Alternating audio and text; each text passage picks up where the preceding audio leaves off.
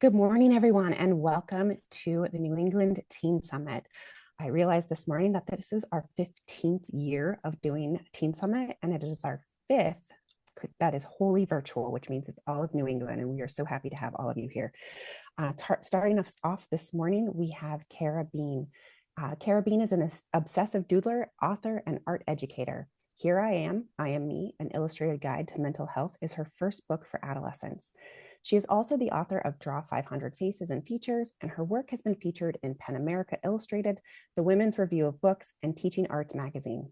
Cara enjoys watching the beginning of complex ideas emerge from the simple act of doodling on her paper. She provides interactive workshops on creativity with people of all ages and backgrounds in various public forums. Cara lives on the south coast of Massachusetts with her partner Matt and their dog Raisin, which I just think is fantastic. I'm so happy to welcome Cara here for all of us. And let's go ahead and stop sharing. There you go. Thank you. And it's all yours. Hello, everybody. I'm so honored and excited to share with you today. Absolutely love librarians. Like, you're the most amazing people, and certainly have been a shelter in the storm for me for my whole life. And yeah, I couldn't think of a better group of people to be with and talk to. I'm gonna just share my slideshow. I'm gonna start with a little relaxation activity because I am an art teacher, and I do this sometimes when I'm nervous myself, and also just because I think we could all use some relaxation. And then I'm going to just talk a little bit about the journey of my book, kind of the process and the how it unfolded over many, many years. And then I'm going to end with a little reading for you of a comic that is not published. So you'll get to have something that no one's seen before. And I really, which I like. So here we go. I'm going to share. Let's see, here we go. Does that look okay? All right, so yeah, this is just my cover page. Let's get to it. Here is my breathing activity. And I also want to say, if you like to doodle and draw, please see this as a green light to doodle during my presentation because I'm a doodler, so that makes me happy. So here you can just see it's the word breathe and blue and pink. And basically what you have two options. You can take your finger and trace like start at the top of the bottom of the B and trace your finger as we go. But if you're like in public at the library and that's too weird, you could also just write it on a small piece of paper and just rewrite the letters yourself, and that's more discreet. Two options. But let's go. I'm going to go with the big one first. So on the pink, we're going to inhale, and then on the blue, we're going to exhale. And we're just going to make it through this word using our finger or using our pencil. Okay, so here we go. Let's inhale. B. Come down. And then start exhaling on the R. Let it out. And then inhale on the E. And then exhale on the A. Inhale on the T. Exhale on the H. And one last inhale. Nice and big on the last E. And let it out on your own. And now we will begin. Yeah, that helps me.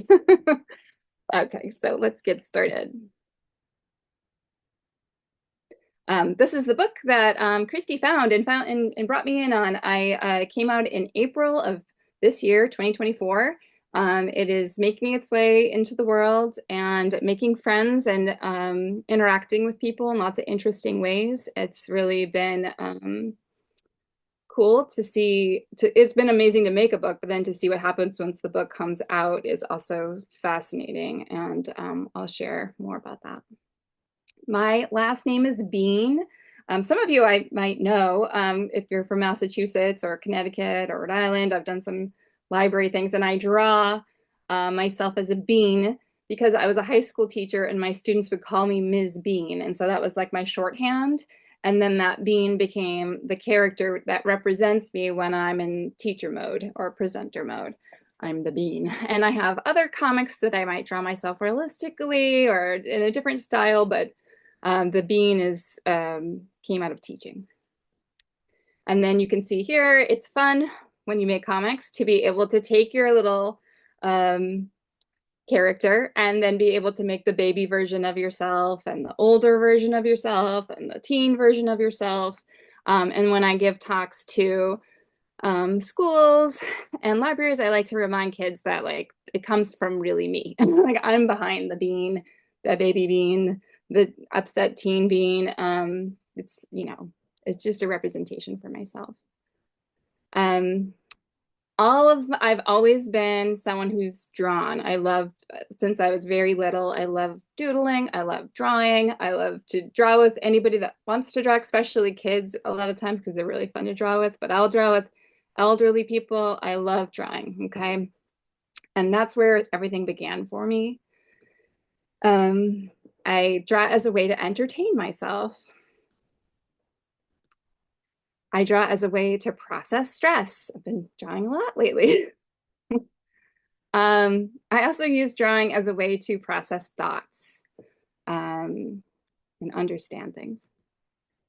And drawing led me to making comics. I didn't discover comics right away. It came like after I studied painting and drawing in graduate school and started making comics when I discovered like indie comics and mini comics and memoir comics, you know, like 10 years after I graduated. And my students loved comics too. So as a teacher, it was fun. And making comics led me to discussing mental health. So this is like the trajectory. So I'll go a little bit more into that. Just a little loving my brain.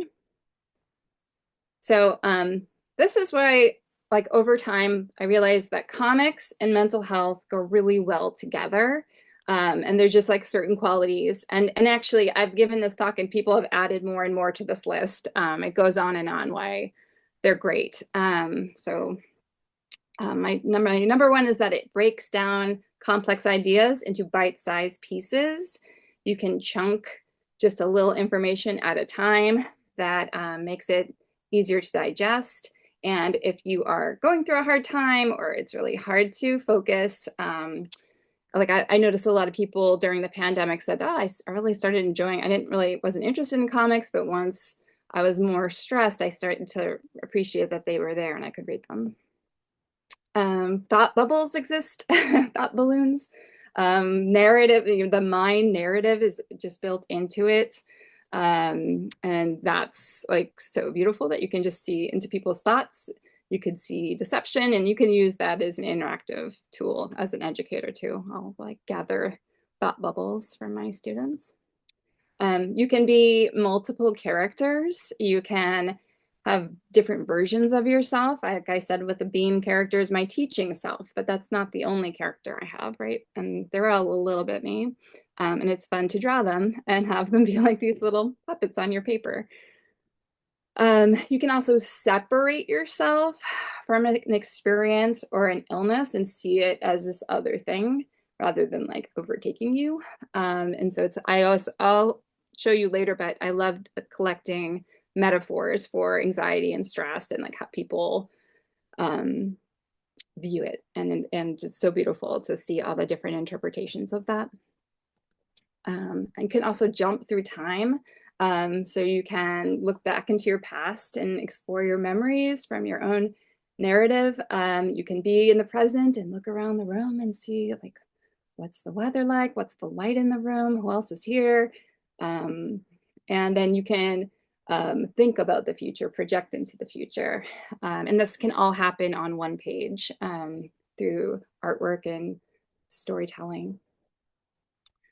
It's also great, like for those of us that are using comics to explain things, to just diagrams fit right into the panel structure. You can look, and in my book, I look inside the brain a lot. So I think that's beautiful. You can look inside of buildings. You can see inside of a room and see peek where something else is happening, and it can all be happening on the page. And then you can kind of pause and I think it was Jean Luen Yang who said that comics can be like having the remote control. And I've noticed, like, you might watch, and there's beautiful animations that explain things, but they're going, and you might say, oh, I gotta rewind. What did they just say? I didn't get it. Where in a comics page, you can stay on whatever page that you care about or want to understand and just stay with it for a really long time, and be kind of cuddled up with it if you need to. And I think that's important with mental health topics. And yeah, we'll talk more about that. Anyway, so finally, and most importantly, compassion, right? We can understand other people's stories. We can have a peek into each other and our lives and care more about each other and maybe understand each other better. And that's for all books, but I love that in comics too. So and because I'm a cartoonist, I really do need to make like an image for all my thoughts, because this is, I think, in comics too. So I hope this is okay, the format. But I just wanted to kind of explain to you how comics and caring about mental health really came out of my teaching position as an art teacher at Lexington High School for about 13 years. I worked there. And here's just some pictures of my classroom and some of my students. And you can see it's messy and there's like art supplies everywhere and kids piling in. And we would have our illustration club on Tuesdays. We did a little Comic-Con called Lexicon. Like once a year, we would make little mini comics and share them. And we even went to, I think down below, that's a picture of me at the Cambridge Public Library. There was a little Comic-Con there and we had a table. So really, like, I just love drawing with anybody and kind of bringing people in and creating this safe space to be expressive and get to know each other in this kind of gentle way. So when you're making a lot of artwork, you're making a lot of feelings and feelings are coming out. And what I would notice is that some of my students would reach out to me about their mental health, either through their artwork and writing, like they might like put something in their sketchbook that like they knew I was going to see and it was like an intense experience or something that really caught my attention, or they would just kind of get to art class and implode and cry. And then I'm like, what, are you okay? What's going on? And I had all this education in the fine arts and I didn't have any in training, really. I think I took maybe like a couple of psych classes and like way back in undergrad about mental health. And so that was the thing that I was like, this is what I need as an educator more than anything else. I need to know more about mental health. Here is just some artwork that I have saved that that students abandoned in my classroom. And it was really about their feelings. I don't think they wanted to take them home, but they wanted me to see them. This is one of like hundreds of these little watercolors of this boy that I just knew was going through a tough time. You know, and they're, you know, they're beautiful. They're doing really nice work, but I know I could feel, because I was in the room with them, that there were feelings behind these marks.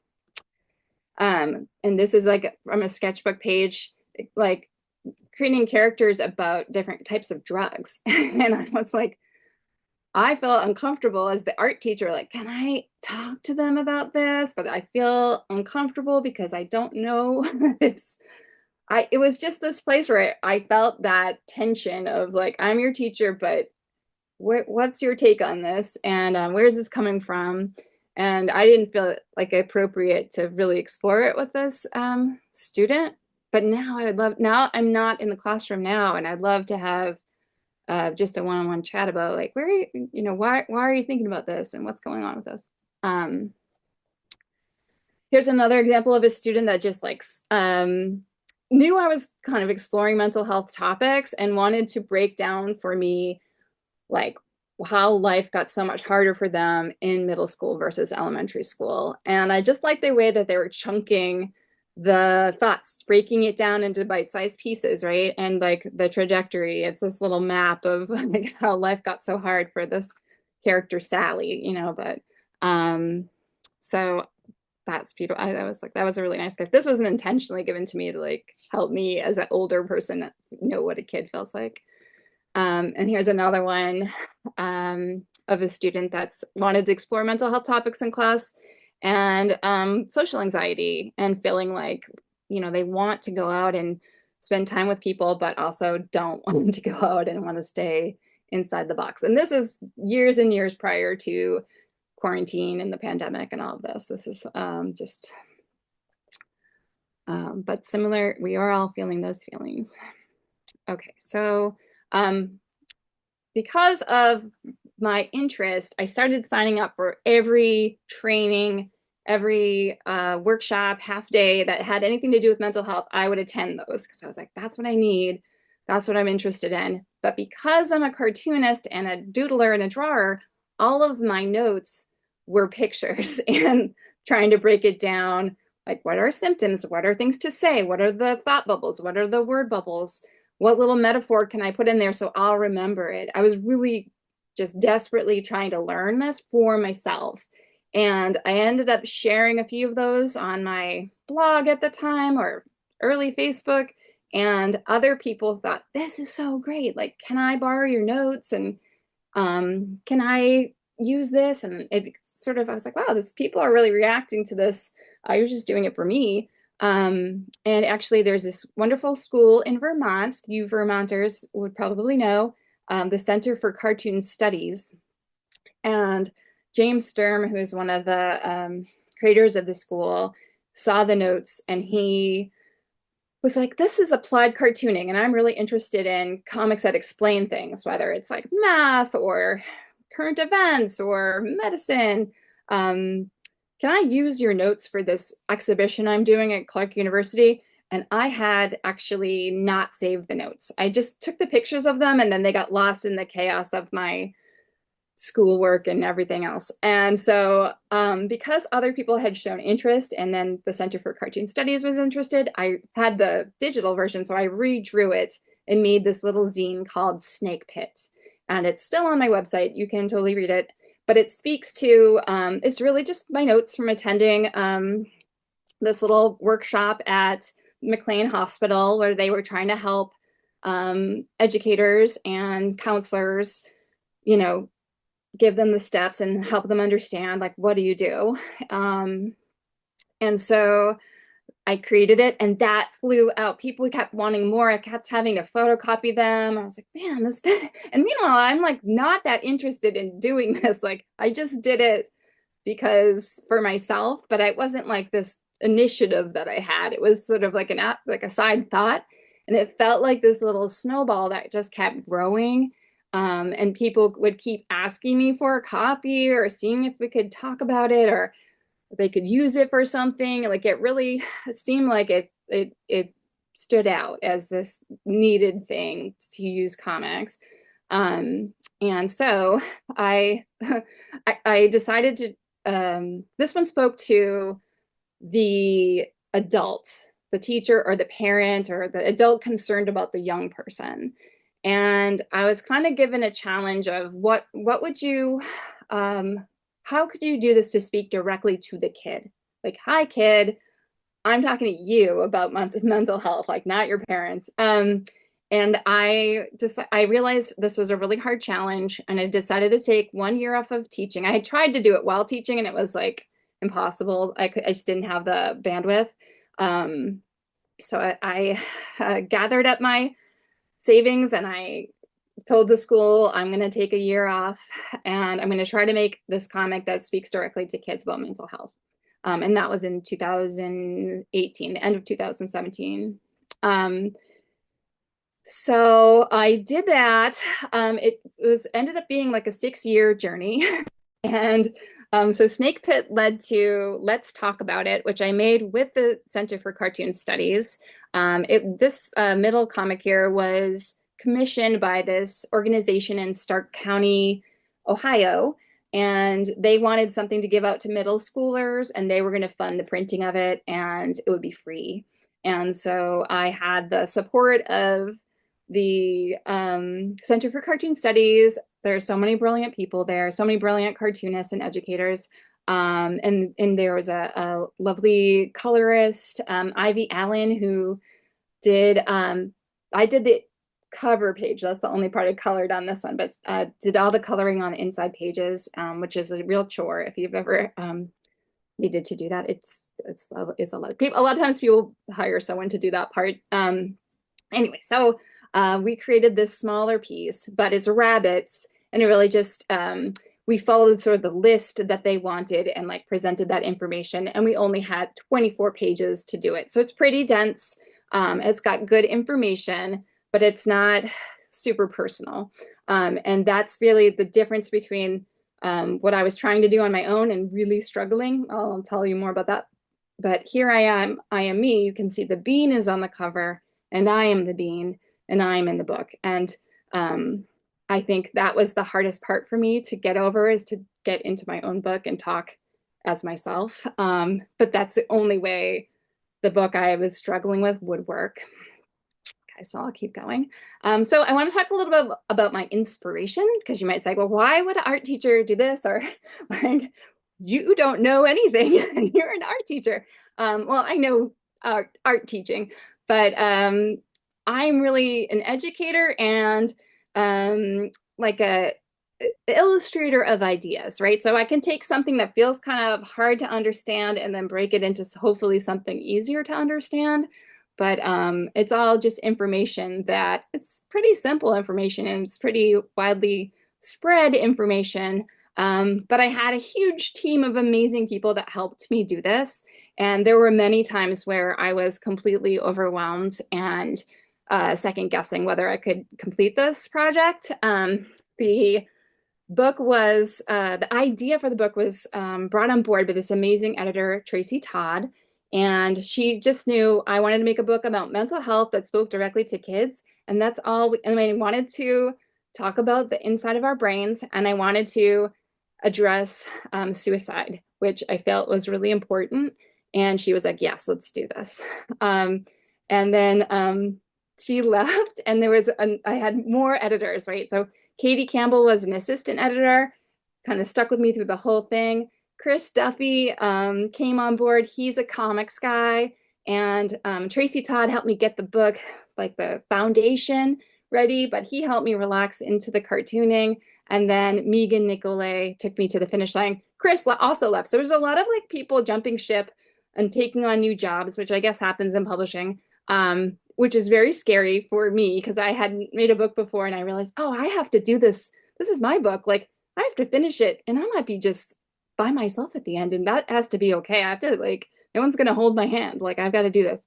That being said, brilliant experts supported me, read early drafts of the book, and there is so much in this book that I really had so many readers, but the number one being Dr. Mandy White at Jami, who, went through the entire book, and her name is on the cover. Margaret Smith is a health and addiction specialist. She read the chapter on substance use and addiction. And Dr. Monica Burlock, neuroscience, and kind of helped me because I was like, is this okay? It's such a dark forest of brain information out in the world. And I just wanted enough to help us understand that we all have brains and we all have nervous systems, but I didn't want to be overwhelmed. And then Michael Safranek, we'll talk more about him later, but he is someone that is a therapist in the UK that uses comics in his practice. And we found each other through this amazing organization called Graphic Medicine.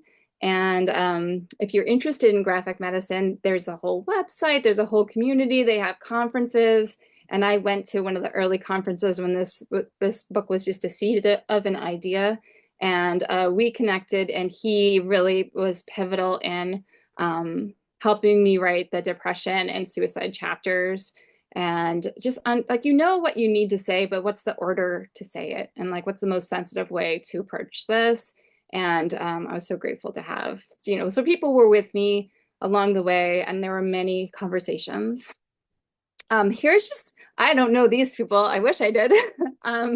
But they're all brilliant science communicators and scientists and psychologists. Well, Dr. Martin Seligman actually has a few pages in the book where you talk about, I'm going to blank out on this, but learned helplessness. There we go. Got it. So yeah, we talk about learned helplessness, and he's a little character in the book, but there's so much beautiful science communication today. We also have great organizations that have websites, and they have all the information, and they have links so that you can understand the symptoms of, this is just the basics of anxiety and the basics of depression, but they're not easy to read, honestly. And you can get like overwhelmed or lost or jammed when you're trying to get information. So I prefer it. I wanted something that was just all in a book and easy to read. And then the human brain book, I had to draw so many brains. So I loved having that book, and I definitely learned all the little strange shapes of different parts, and then played with it into cartooning myself. But okay, so and Dr. Dan Siegel, he's amazing. He really has beautiful ways of explaining, especially the adolescent brain. Okay, so here's a fun game, art inspiration. I want to show you and this is like just the tip of the iceberg because I am an art person. I want to show you the artist that I was inspired by, especially working on this book or deciding to work on this book. And I have not labeled them. I would love for you to try to guess, to see if you understand who these artists and authors are, and just do like a quick guessing game because I didn't put their names. So here's my page. Do you know, and I don't know how old you are, if you're my age, or what kind of clientele you're working with, but can we guess, can we take a few moments here? All right, I'm seeing in the chat, Tove Jansson. Yes, that was a tricky one because that's from Finland, the Moomins. Yep. Schultz, yep, Charles Schultz. Marie Sendak, yes. Bill Watterson, yes. Raina Tegelmeier, yes, yes, yes. Oh my gosh, A.A. Milne, yes. And Euster, yeah, they go together, right? But what's the, the Phantom Tollbooth. Let's see, which one? Okay, but you haven't named them all. Matt Groening, yes, yeah. I mean, there's all the brilliant writers that help him, but I really wanted to talk about Homer, because but I really feel like they addressed alcoholism when I was a kid. I really appreciated that. It was all, comedy, but I hadn't seen that before in a cartoon. Giacometti is the sculptor on the bottom. Very good. Let's see. I've got my own cheat sheet here.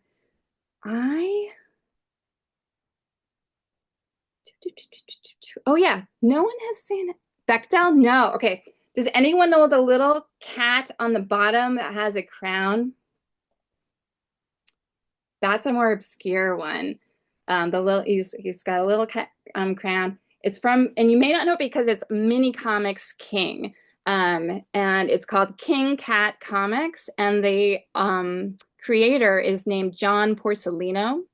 And he does comics just about his life. He uses a very minimalist style.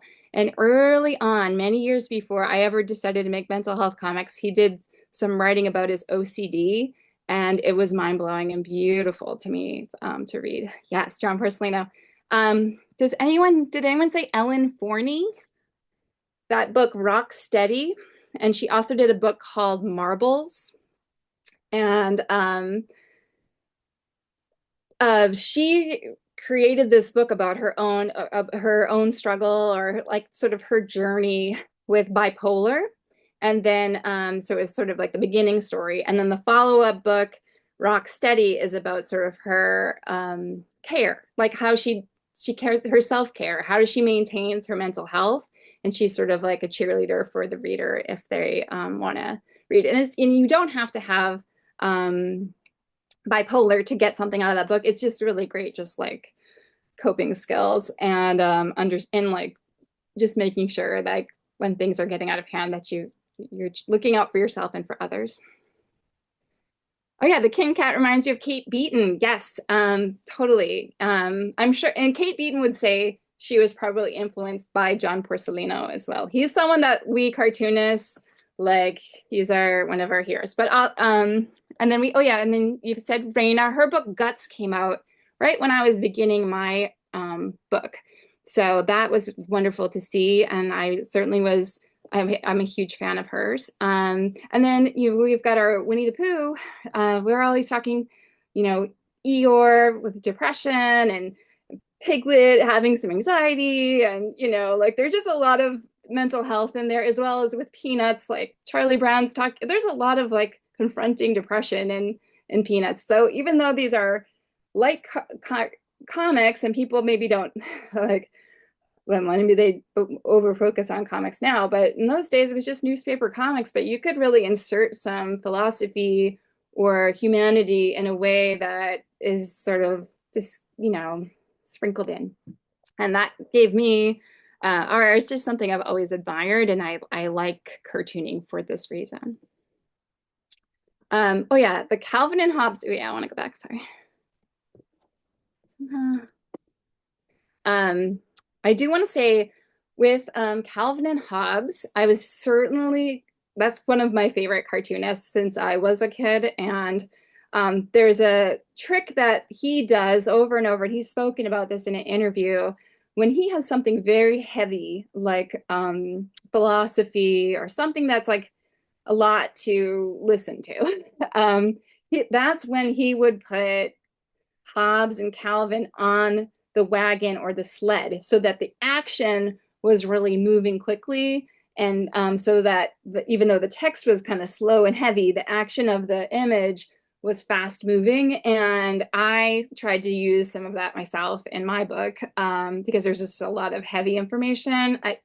I don't think it's as successful as a Calvin and Hobbes strip, but it's certainly, if Calvin and Hobbes didn't exist, I wouldn't know that I could do that. Okay, so that was fun. You guys did really good on the guessing. So what's in the book? If you haven't read the book, I'm not going to go deeply into it. I just wanted to give you sort of like the table of contents just to see what is covered. There's a lot of room on the bookshelf for more mental health comics. And anytime someone approaches me like, hey, I kind of want to make a book about eating disorders, or I really love to make a book about OCD, I'm like, please make it. Because we just need, I think it's helpful. And I think we need more. But I just kind of wanted to do what I would want as my basic understanding when I was a young person. And so this is what we settled on, and it's kind of a lot. And I know, and a critique of the book is like, this is too much in it, or there's a lot of information in here. But I kind of felt like this is my chance, and I'm just gonna put it all in because I don't know that I'll be able to make another book. Like, this is my chance to make a book. So it's dense, even though it's cartooning. You're going to take breaks when you're reading it, and certain chapters, especially if you're not interested in like biology and the brain, they're going to be heavy and weigh you down a little bit, but I'm okay with that. So, okay, so that's what's in the book. And probably the most controversial chapter that's in there is the suicide and crisis prevention. And when families or people talk to me, what age group is this book for? Or why did the publisher set it at 12 and up? That's the chapter. But of course, like I always say, hey, if you've had a suicide in your family and you're 9 years old and you want to talk about it, use the book. Like, you don't have to be 12. Like, use it when it's relevant and when you need it. But you always have to like nestle in that age group. So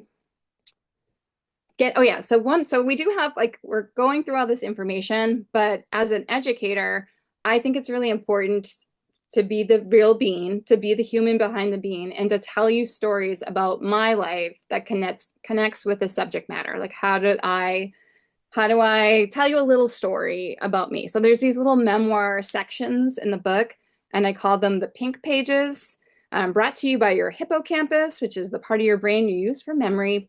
And I'll tell you real stories from my childhood, from my teaching years, from wherever I pull it from to, in the beginning, they end up being pretty funny, and then they get more serious as the subject matter gets more serious. Um, and then, here's older me in the classroom. This is one of my more embarrassing stories that I got to share, which really cured me of speaking in public. I had a really horrible time, and so now it never seems that bad because it's already been really bad. Okay, so those are the pink pages.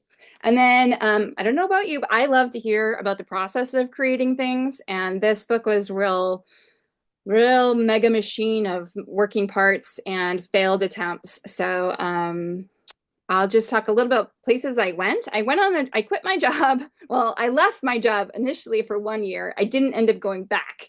But that first year, I got accepted into some residencies that took me to other countries. The first being Finland. They accepted me for a residency for 2 months during the winter when it's pitch blackness. And I would say that Finland is certainly like more open about their mental health and particularly depression and suicide. And so like their degree of being able to talk about it was like much more open than my own. And I was able to teach some classes at an art school there, and the students all created work about their mental health. And um, and I had to read it out loud, and I realized, oh, I have stigma. Like I'm uncomfortable reading these because they're like more personal than I would write, which was good for me to feel and to just to feel that cultural difference. So that's where I started. So the first 2 months I was there, just like trying to create a manuscript, and I met wonderful people and I took great notes. But I didn't have anything exciting after the first 2 months. There was a lot of sketches. From there, I went to Corpus Christi, Texas, which is where my husband's family is from. And I got a little studio in this old department building called K Space, and they let me work there in the mornings. And I did a lot of brain research there and doodling, and that's where I really got to be friends with my amygdala as a character. And Texas is a very different vibe from Finland, right? About mental health, like not the same world, but beautiful and interesting in its own way, but much more we don't talk about that kind of energy about mental health. So, but though I was really glad to be there. And at the time, my husband's father was dying, and we were kind of helping out with that too. So that's sort of a theme behind the pages of the book, is that our parents were not doing well, and we were not only taking time off from our usual jobs, but also like working on projects and caring for parents. Then from Texas, the Center for Cartoon Studies, which I've mentioned, took me on as a resident for the Cornish residency. And I was there for 1 month, and I stayed on the property of cartoonist Harry Bliss, who does a lot of work for the New Yorker. You probably have seen his covers, and he also does children's books. You might have some of his books. And so I got to hang out with Harry, and I was really freaking out about not being able to make this book at this point, but I had access to the best cartoon library, and I could draw from every cartoonist, and I could fill my sketchbooks up. So looking back, it's so nurturing. But I do, at the time, I was really like, oh no, maybe I can't make this book. Why did I say I could make this book? And because of this residency, I later created that 24-page comic because of our conversations, and they understood what I was really trying to do. So, one thing leads to another, but you don't know that at the time. Then we went to Pennsylvania. My partner got a position on the Appalachian Trail as a ridge runner, and I populated libraries in Pennsylvania. And this was at a university, and nobody was there. It was like maybe it was like close to summer. The students weren't there. I had this whole giant space to myself, and I would sit there struggling. You can see I would photocopy these penciled panel pages, and I would just drop in thoughts and break them into pieces and see if they worked that way and what metaphors I could come up with. And you can see there's a little frame where they used, you guys will know this, but like where they put information probably about the stacks, like E through 4, or I forget how you do it. But anyway, they weren't using it anymore. So it was just an empty frame. So I stuck a little squirrel drawing in there, and maybe it's still there. I don't know, but I like to do like harmless graffiti that doesn't really hurt anyone. Um, and then from there, we moved to Western Massachusetts because he finished the Appalachian Trail. I got a position at Greenfield Community College teaching illustration and comics just for a semester. We moved into this like beautiful home that we rented from these like kind of hippie people that had created this like commune, and they built it all themselves. And I was like, this is where I'm going to finish my book. And I'm going to teach these classes. Maybe I'll get a full-time job. And that lasted not long, like 4 months. And then the pandemic happened, and we were like, oh, this is getting kind of weird. And my father was suffering for the end stages of dementia. My partner's father passed away. We buried him. So when the pandemic happened, all of the services closed down for everybody was just, protecting themselves. But my poor mother was already in the red taking care of him and needed someone. And we were vagabonds anyway. We could move in where my siblings are, houses and kids and like more roots that they couldn't easily do that. So we moved in with my parents. Here they are. There's my dad. He would draw with me like every day. It was awesome. And he didn't draw with me as a kid. This was part of his dementia. He was open to it. My mom is an artist. She doodles, and we made like dumb YouTube videos and just things to pass the time and try not to freak out. But actually a lot of cool workshops came out of that. And so actually the meat and skin and like details of the book came together at my parents' house.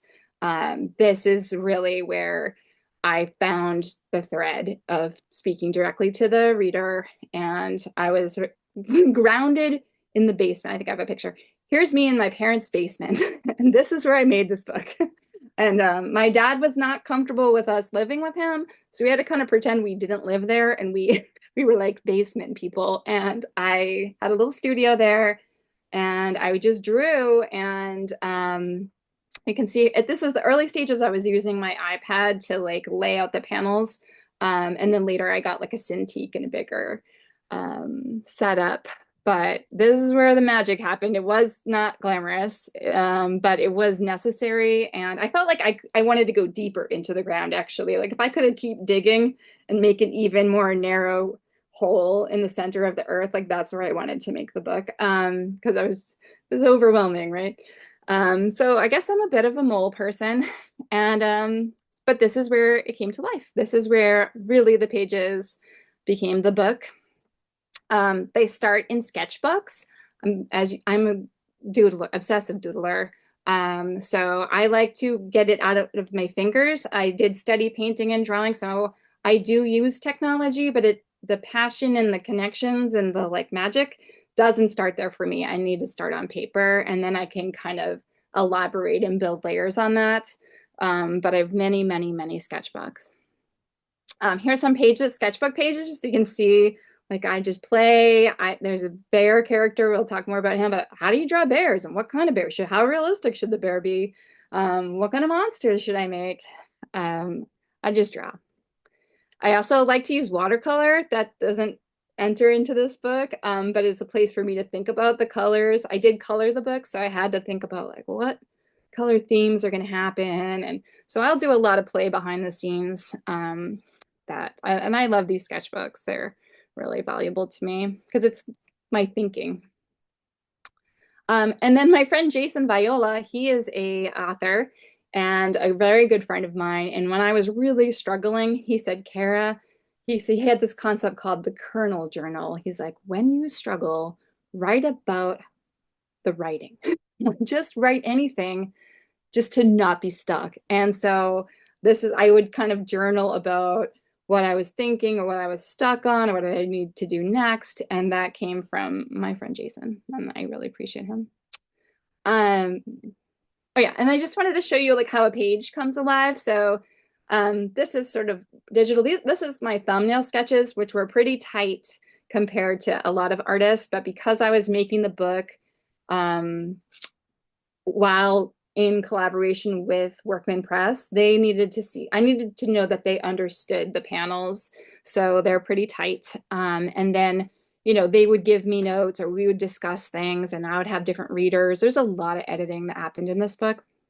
And so I needed to go back. And that's where I was really grateful to have my digital art because I would never finish. And even just having a font of my handwriting for all of the many, many mistakes. This is like phase 2, where it's the inked pages, where the black is really crisp and you can, that's pretty much how it's gonna look. And then the last stage is coloring the pages, which gives it, even more clarity and, warmth, adding more interest, right? So that's the final step. Oh yeah, and then just to talk about this, there were so many beans that I drew before. Oh, first off, there were like 20 different covers to the book that I designed that were really busy and crazy looking. And then through conversations with the design staff, they're like, what if it was just the most simple bean you've drawn? And they pulled the simplest one out of the book and put it on the cover.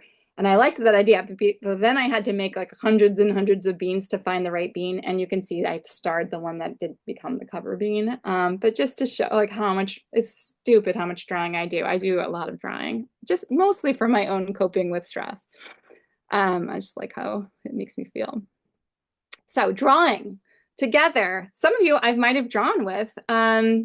I was doing workshops and drawing things with libraries for a long time before creating this book.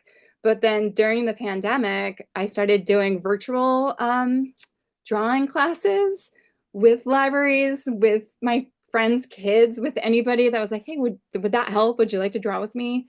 And so my drawing workshops have really been like a big kind of like it feeds me. Like I need to draw, but I really love to draw with other people. I do feel the energy of the people around me, and it's both like encouraging and calming to me, or even like invigorating with this little kid who's like screaming. This was at New Milford, Connecticut, and so this is still kind of pandemic-y time. I might have been 2021 or 2022. But yeah, just like the energy that a kid can feel and like expresses it openly while they're drawing, or kids that sing when they draw, or kids that are just in their own little bubble and they're feeling their feelings. It's awesome. So this is something I really love to do. And I have noticed since my book has come out that there's still lots and plenty of stigma about mental health. So if you say, we're going to have mental health night at the library, people will not come out. But if you say, oh, we're going to doodle and it's mindful, like you can talk about mental health, but it's like a nice way in, but that's not overwhelming. Yeah, so here's that phase. Oh, and the making mini comics, I think this is you can just fold one single piece of paper and make a little book, and everybody can have a character, and you can even photocopy them and share them if you have that kind of resource. So I think these are little mini comics I made while I was in Finland. I also love to make just like blank panels and like make sure they're available, and kids just fill them up, like have stories, they're ready to go. And then on the bottom there is me doing a drawing workshop at MIT, which I find hilarious because I was not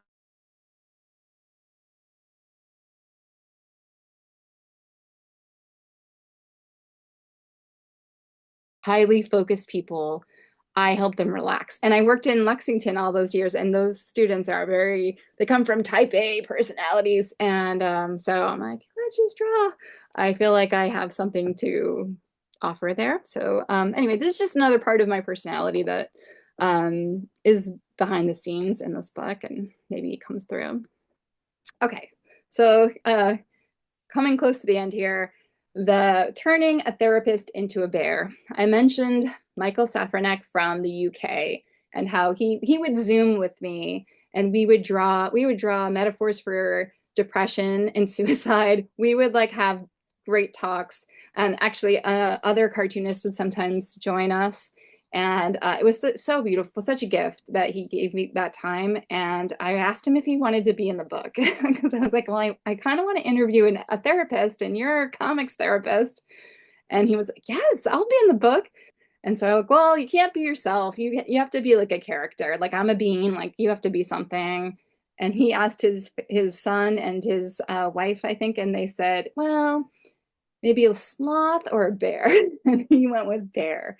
So here's the pages where I turn Michael into a bear. I'm like, you're in the book. It's just very open. And then he's a bear. He's a bear therapist, and I love this. It's something really magical happened for me, and I was actually just reflecting on this. Like recently, there's that um, TikTok or some kind of viral thing about if you're a woman and you're in the forest, which would you rather be in the forest with knowing there's a bear or a man?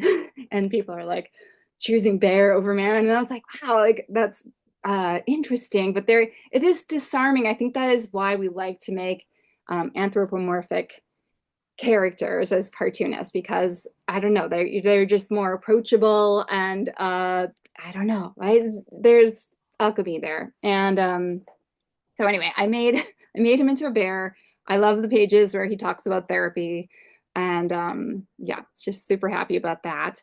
But the book, I finished it. I turned it in. It was done, and but as you know, books take a really long time to be made, and then you have time to wait for your book to come out. And I was like, well, now what do I do? And I'm such a teacher and social person, and I'd been really isolated, especially the coloring the pages. That was just very technical, and I was like tethered to my computer. I couldn't leave. So I really wanted to connect with people. So there's a residency of a national park in New Bedford where I live, and it's the New Bedford Whaling. It's the Whaling Historical Park residency, and they give you a studio, and you can propose an idea. And I said, oh, I'd love to just like interview people, make them a cup of tea or coffee, have a conversation, and then make them into a character and try to capture their idea. And then I drew the conversation, and then I would email it to the person, and then they could give me notes and go, oh, I don't like that, or it's not really what I meant. Like I was totally happy to just keep shaping it for them until it felt right. And then I didn't do anything with them. I just have a stack of, I did 18 interviews, and I think I did like 12 finished comics. I have more I want to do. So I wanted to read one of them for you as my ending to my talk. And this is an anonymous person. They did not want to be mentioned, but they had really beautiful observation. So, oh yeah, here, I just have to move things around so I can read. Okay, so she chose to be a mushroom. What you see of a mushroom is a small part of what they are. Going through a mental health challenge made me more sensitive to others. I had postpartum OCD. And postpartum OCD is an obsessive compulsive disorder that emerges, in the year after a person gives birth. And there's also postpartum depression. It's awful to go through a hard time, but it does provide a certain ability to take notice. For example, when I talk to a friend, I might see a little opening in our conversation. It's good to see you. How are you doing with the little one? My body's okay. My mind is not so good. That's the little opening. Before I went through something myself, I might have talked right past that little opening without noticing it. But it's an opportunity to engage. There are things I can say to my friend to make a connection. I can talk about this. You don't have to feel this way for a long time. This is more common than you'd think. There are also actions I can take to try and help out. Let's take a walk. Let's investigate resources together. I'll show up and be with you. Hey, you deserve a break. Let me take the little one for a bit and you go do something kind for yourself. Sometimes I need to be blunt. may need to infiltrate beneath polite conversation. You seem stressed. Please tell me what's going on. Mushrooms have mycelium, a root-like structure that branches out and connects one fungus to another. We are together. Under the surface is where we are all connected. I didn't know you felt this like, I didn't know that you felt like this too. Let's look out for each other. We are not meant to go through a hard time alone. Oh yeah, and here's my final slide. So thank you so much for listening. And I'd love to answer any questions. I haven't really looked at the chat. I'm gonna stop share and be more of a face. And yeah, happy to address anything that has come out. This is a lot. I threw a lot at you. It was fantastic. Yeah. And we do have some questions. There were a couple that showed up in the chat before the Q&A started going. And so one, well, just a comment that I thought you should see, that Basement People sounds like it should be its own comic. So if you're looking for something new. And then we did have a question about whether or not you still do library Zoom workshops. Yeah, I have, since things have become more in person, I haven't done a Zoom workshop in a really long time. And so, yeah, I just haven't. It doesn't mean I'm against it, but I guess I personally enjoy being with people more. So I guess I don't like go looking for them as much either, but I think they can be especially helpful when there's people from different places or like, it's hard to meet at the library, but yeah, but there's something, especially for adults, I think they're nice because you can secretly draw and no one sees what you're drawing. I think kids Yes. want you to see what they're doing. Absolutely. Yes. Okay, thank you. So from the Q&A, we have the first question is, can you recommend any mental health art programs for teens in libraries or for librarians who don't have a mental health training? Yeah, that's something I need to look into. I can't off the top of my head answer that one for you, but I feel like we need this. Like this is what we need to fill our cup and move forward and help each other, and I think it is the adults are very burnt out and stressed and we do a lot for the kids, but what do we do for ourselves? And like the times I've taught groups of teachers, when I get them truly relaxed and open, they're so tired. Like they're just exhausted. And I'm sure librarians feel the same way too. So yeah, there needs to be something. And I'll just add from the library perspective, I know a lot of libraries in Massachusetts have done the mental health first aid for youth. So if you look for that online, they have lots of different options, and we in Massachusetts sometimes host them too. So yes. Okay. Do you have suggestions for running a successful mini comic and or zine program? Yeah, they're pretty easy. I mean, especially with kids. Like, I think the hardest part is just teaching them the structure, or envisioning what you want out of it. Like, do you want to make an anthology where you're going to gather their comics, or are they just going to go home with their comics? Or, but I think an important part, no matter what you do, planning the structure of the format, but more importantly, reflecting back what they did to them. That's really what young people want, is for you to read their comic or have them read their comic to you and be an audience member. And I feel like that is so valuable to a young person. So and any of us can do that, just like, and a lot of them are just like, it ends with the guy blowing up or what, like they're not, but just to have an adult really listen to what they created and take it in that's the number one thing. Thank you. Somewhat related, can you offer a few comics making exercises for those of us who lead arts programming with or without formal art training? And related, are there teen-friendly comics teaching resources you recommend? My favorite is there is a cartoonist named Ivan Brunetti. Here, I'll put it in the chat.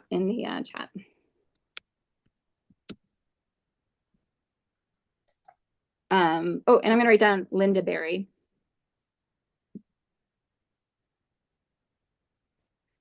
And if I had done another page of art educators, they would have been on my influence page.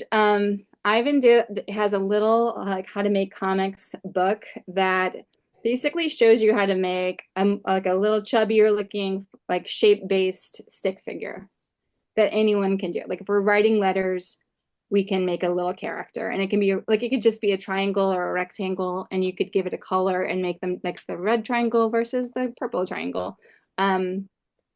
But I love the way he breaks it down and provides exercises. And actually, Linda Berry kind of uses their friends, and she takes what he gives and then she builds on it with actually a lot of like emotional intelligence and awareness of feelings and like what you want to put into your comic. So if you haven't read either one of them, they're wonderful, and just give you, and they give you examples, and you can, and they want you to use them. That's why they publish these books. Awesome. Thank you. And thank you to everybody who's dropping links into the chat Yeah, as yeah. we talk. I see It's Merrick Bennett fantastic. is mentioned, and that's another great local cartoonist. He's in New Hampshire, and he loves to do a drawing workshop and has a simple stick figure method as well. Like, and I think just starting as simply as possible. And I always acknowledge the like artists in the room who are like, I am above stick figure. I have characters that are very complicated. Thank you very much. Like, I'm like, I know that, and that's amazing. But just for this opening exercise, we're going to keep it simple, and then we'll branch out if you want to go add all the shading and highlights and things that you like to do. So acknowledge them, but keep it at the beginning stage for those that are really tentative and nervous about it. I'm always in the stick figure stage, so thank you. I appreciate that. Yeah, nothing wrong with that. Like, it's brilliant stick figure comics. Next question is, did focusing on mental health and researching it for so long affect your own mental health? And did you need to take breaks? Oh yeah. For me, my thing's anxiety. I've always been a very anxious person, so and also substance use and addiction in my family. That was what I wanted as a kid. I wanted someone to talk about that. And I come from like Irish Catholic. We don't talk about anything background.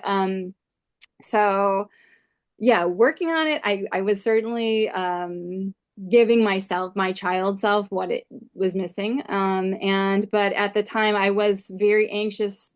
I think just having signed on with a publisher, that was not good for my. I was so much pressure, and I had so much imposter Mhm. syndrome about it. So I had to do a lot of my own advice in terms of like letting go of negative thoughts and breathing and forgetting about the high pressure part and just trying to get into the fun childlike sketchbooking part of it, and then trusting that the other people would help me, that other people would make sure it would be a safe book and it would be okay for kids to read. I wasn't doing it by myself. That helped. So I think like I just keep coming back to community, like just we all need each other to do things that Yeah. are helpful. Yeah. Great. Thank you. And this is a fun one. What is the last thing you doodled? Oh, what's the last thing I do?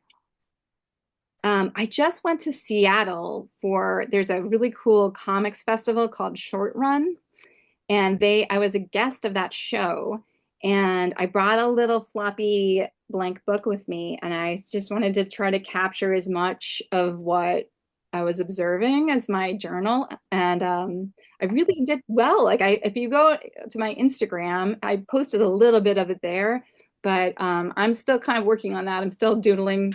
It was just a really wonderful trip and powerful. It's great to get away by yourself and notice things. Like when you're in your own life, it's too much pressure and too much responsibility. But when you're like in another city where you're like, well, I'm just here, it's great for that. Really helps me draw more and doodle more. So that was the last thing. Awesome. Thank you. Well, that was all the questions we had in the Q&A. If anybody has any last ones, feel free to drop them in. But thank you so much for your time and your energy. This was really fantastic, and it was a great way to kick off our Teen Summit today. Right. Thank you so much for having me and for the amazing work that you all do, and the way that you help our kids and our communities. Yeah, thank you so much. Yeah. And so for everybody who is here with us for the day, our next session is going to be at 11:30. There was a change in the schedule. So you're going to get me. We're going to talk about understanding teen behavior and advocating for teens in the library space. So we will be back here at 11:30. And thank you, Cara. I hope you have a fabulous day. Thank you too.